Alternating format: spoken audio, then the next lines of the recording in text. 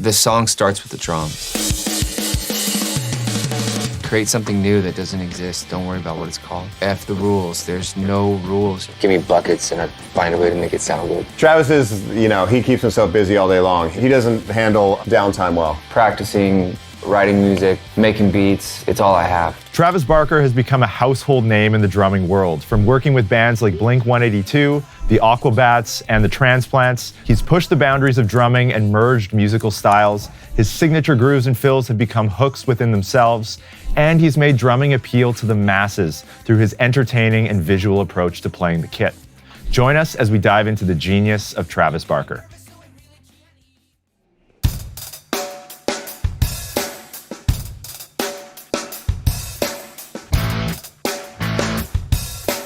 So when Travis was 4 years old, his mom actually gave him a drum kit, and he ended up playing that kit until he was 15. And in his book called Can I Say, Travis talks about how he developed his playing style in his early years. The goal is to create your own style. My playing is fast and hard and wild, but it's also grounded in those hours of drumline and jazz lessons. I grew up learning Latin rhythms and Afro-Cuban rhythms, and I still find ways to apply that today. Now, something you may not have known is that Travis is actually left-handed, but he plays on a right-handed drum kit. In his book, he explains that in elementary school, the school's kit was set up for a right-handed player. They told me if I wanted to drum, I'd just have to deal with it. I did, and I still play with a right-handed setup. Now, I'm pretty much ambidextrous. His time spent in marching band during high school undeniably had a huge impact on his drum kit playing. According to Travis, his years in drumline even affected the way he set up his kit. Most drummers set up their drums tilted toward them, but I've always set them up totally flat, probably because I got used to playing that way after all those years on the drumline. Rudiments are also a big part of Travis's playing style. And he uses these sometimes in subtle and interesting ways, like in the song What's My Age Again on the ride cymbal.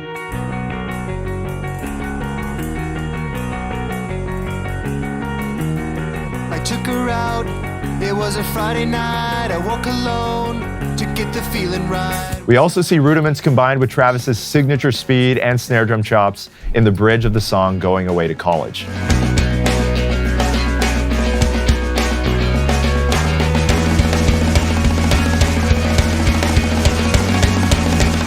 And even in the song After Midnight off of Neighborhoods, where you can hear Travis playing double strokes on the hi-hats.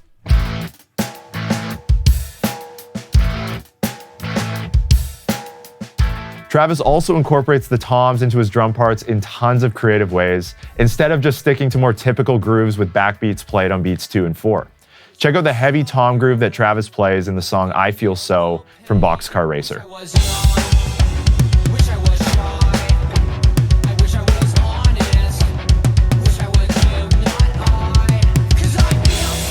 In the song Always, Travis seems to use almost every piece of his kit in the pre-chorus groove alone.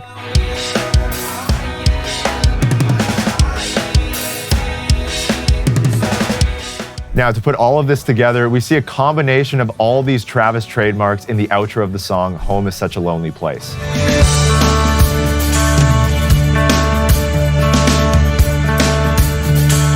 Home is such a lonely place.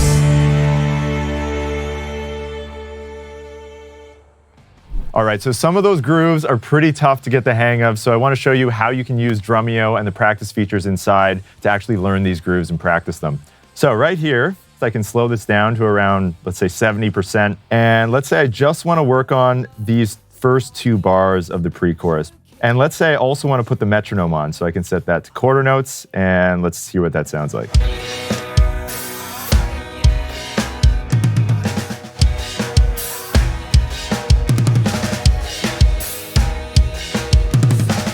So there's a ton of stuff that you can use inside of Drumeo to learn all your favorite songs. So with that, let's move on and let's talk about some of the amazing drum parts that Travis writes. One of the most iconic aspects of Travis's drumming is his ability to write incredibly interesting drum parts to more straightforward rock guitar riffs. I just think, when I stepped into the band and started writing with them, it was like, I guess the goal was like, hey, let's write like different types of songs, not just ones with the, This is one of the ways he separated himself from other punk rock drummers early on. One reason for this may be the fact that many Blink-182 songs start out as drum parts alone. A lot of Blink recordings, the song starts with the drums, rather than everyone going in with chords and a progression that could ultimately all sound the same by the end of the album. So I like creating drum riffs, which is something that's hooky, that becomes like a part that's memorable. A perfect example of this is what Travis plays in the verse section of Adam's song. I never thought I'd die alone. I laughed the loudest, who'd have known? I never thought I'd die alone. I laughed the loudest, who'd have known? I traced the cord back to the wall. No wonder it was never plugged in at all. You can hear in that groove how Travis loves to incorporate cymbal bells and splashes into his drum parts, and another great example of this is in the song Anthem Part 2 in the verse groove. Everything has fallen to pieces. Earth is dying. Help me, Jesus. Now, jumping ahead to Blink's more recent California album, listen to how Travis uses groupings and ghost notes to enhance his grooves, like in the intro of the song Hey, I'm Sorry.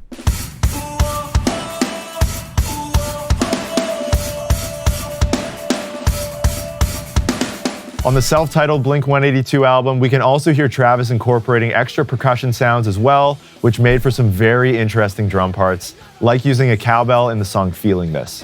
We fell short this time. Your smile fades in the summer. Place your hand in mine. I'll leave when I wanna. Travis will often play grooves on the rims instead of playing on the hi-hats or the cymbals. One of my favorite examples of this is in the intro of the song Snake Charmer.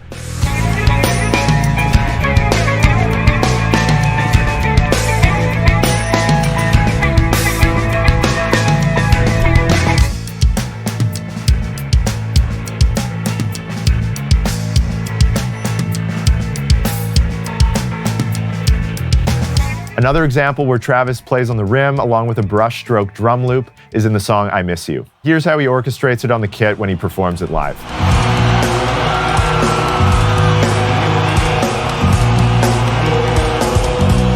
One other thing we can't forget about is how Travis uses syncopation in his drum parts, notably in some of the ride cymbal bell patterns he's played over the years.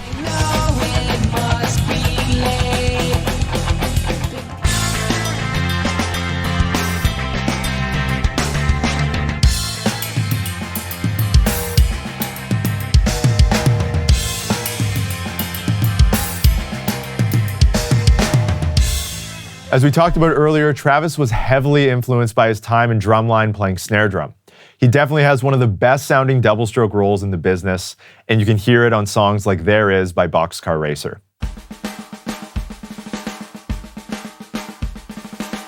Or check out the song Easy Target, where Travis sounds like a one-man drum line.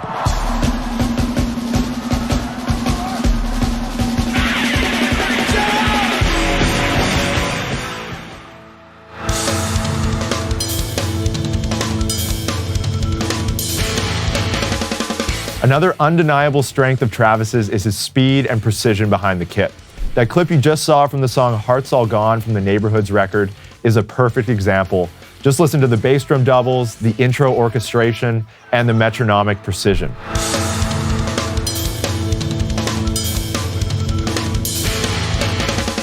He's also a master of the double time groove called the skank beat, which can be heard in tons of Blink-182 songs.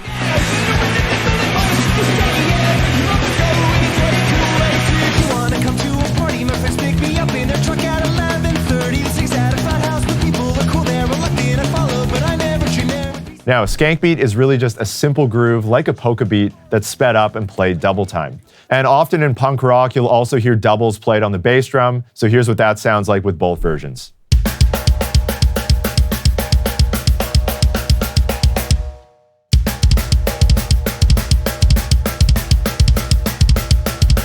So Travis uses this groove a lot with Blink-182, and one of my favorite examples of this is in the song Anthem.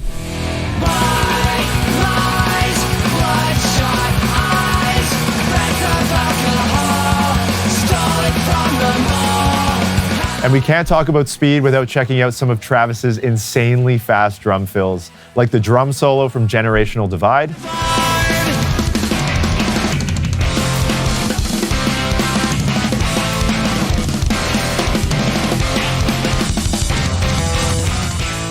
and the intro fills from the song Cynical.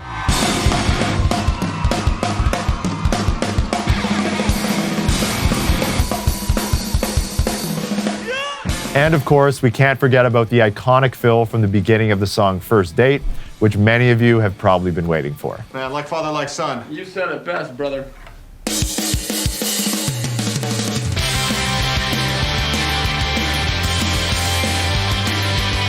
And to cap all of this off, check out this clip of Travis battling head-to-head with Linkin Park drummer Rob Borden.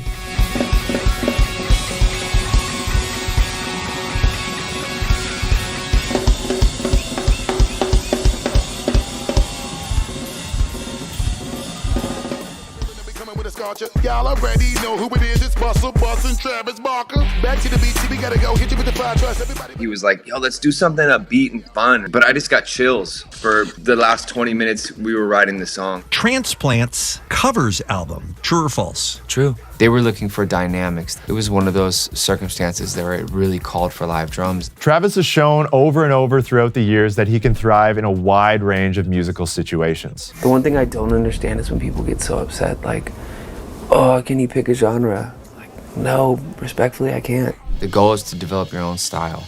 And I think what made me different is pushing those boundaries and trying to make things different. And this has undoubtedly played a big part in the musical success he's had throughout his life. Now, prior to joining Blink-182, he was the drummer for a band of crime-fighting superheroes known as the Aquabats. Just check out Travis playing this quick ska beat at the band's 2018 reunion show.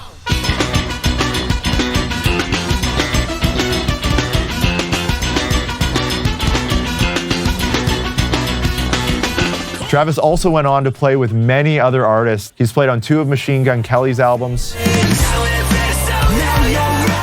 and in a slightly more subdued style with Avril Lavigne.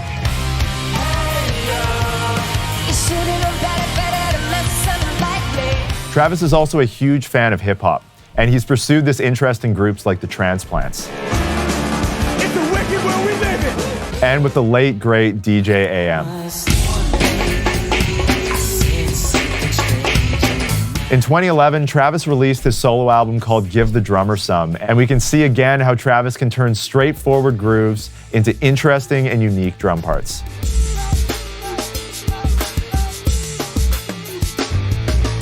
His love for hip-hop has led him to become a sought-after producer as well, and he founded DTA Records in 2019. You said you're managing or you're producing rap artists? Yeah. I'm in the studio right now with this group called Suicide Boys. You know, like my week this week was like NLE Choppa, Gunna, Thug. It was Machine Gun Kelly. It was Avril Lavigne, Willow. So it changes. It just depends on the week, and I love it like that. I wouldn't trade it for anything in the world. Beyond his role of producer, Travis has become a worldwide superstar, and he can often be seen in all areas of the music industry. And believe it or not, it doesn't stop there. He's also broken into other industries, including fashion, reality TV, and health and wellness.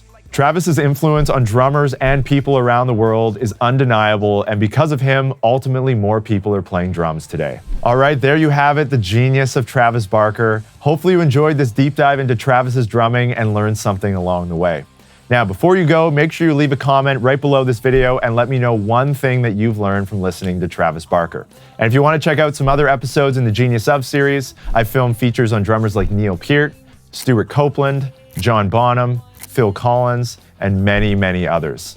And lastly, don't forget about all those drumless tracks and full note-for-note transcriptions of Blink-182 tracks inside of Drumeo. There's a link right below this video that you can check out. And with that, thank you so much for watching, and I'll see you all in the next video. Cheers.